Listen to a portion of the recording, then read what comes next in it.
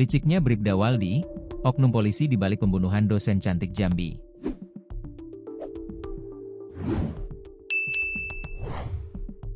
Oknum anggota Polres Tebo, Polda Jambi, Bribda Waldi, 22, alias W disebut licik agar lolos dalam kasus pembunuhan dosen cantik di Bungo, Jambi, Erni Yuniarti, 37.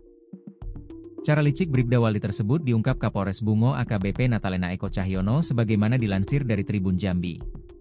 Menurut Natalena, cara licik W membuat Propam Polri sempat mengalami kesulitan saat mengusut kasus.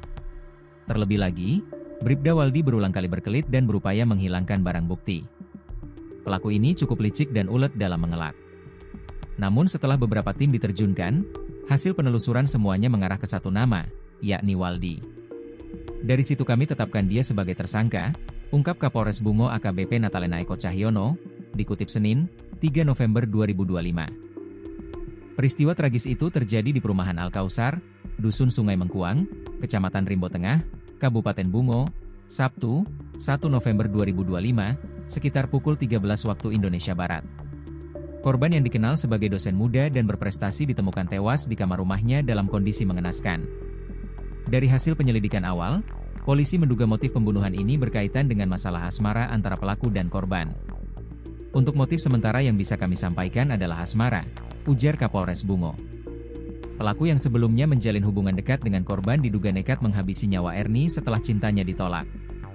Keterangan saksi-saksi serta barang bukti di lokasi turut menguatkan dugaan tersebut. Fakta mengejutkan lainnya, Bribda Waldi ternyata menggunakan wig atau rambut palsu saat melakukan aksinya. Hal ini dilakukan agar ia tampak seperti pria berambut panjang dan tidak mudah dikenali. Dari rekaman CCTV dan keterangan sejumlah warga, pelaku terlihat gondrong karena mengenakan wig. Ini menjadi petunjuk penting bagi tim penyidik, jelas Kapolres Bungo. Tindakan licik itu sempat membuat proses identifikasi pelaku berjalan lambat, sebelum akhirnya polisi berhasil membekuk Waldi kurang dari 24 jam setelah penemuan mayat korban. Pelaku kini telah diamankan di Mapolres Bungo untuk pemeriksaan intensif.